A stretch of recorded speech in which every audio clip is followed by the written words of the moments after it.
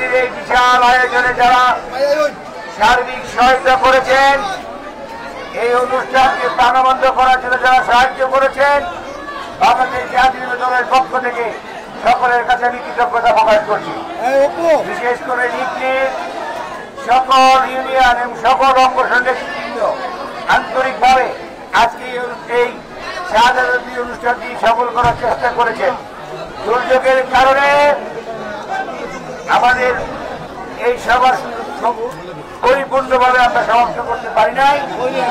বৈরী আবহাওয়ার কারণে আপনারা যারা দূর দূরান্ত থেকে উপস্থিত হয়েছেন, নিকলি উপজেলা বিএনপির পক্ষ থেকে সকলকে আন্তরিক অভিনন্দন ও কৃতজ্ঞতা প্রকাশ করছি।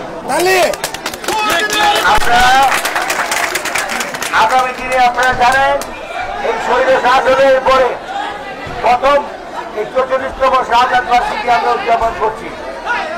আগামী দিনে অতি সত্বর দ্রুত নির্বাচন দেওয়ার লক্ষ্যে সরকারকে আমরা চাপ প্রয়োগ করছি।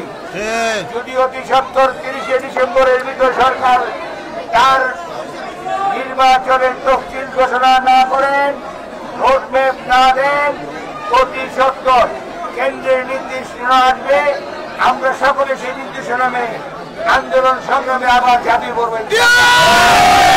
আপনারা সবাই তৈরি থাকুন।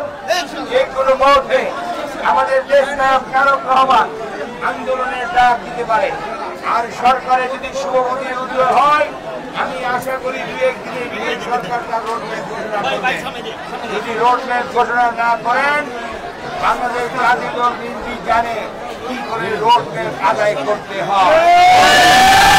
সকলকে ধন্যবাদ জানিয়ে আমাদের দুর্দিনের ইকবাল ভাই, আমরা তোমায় বলি নাই, আমরা তোমায় বলি নাই, দুর্দিনের ইকবাল ভাই, নিকলিবাসীর পক্ষ থেকে ইকবাল ভাই শুভেচ্ছা।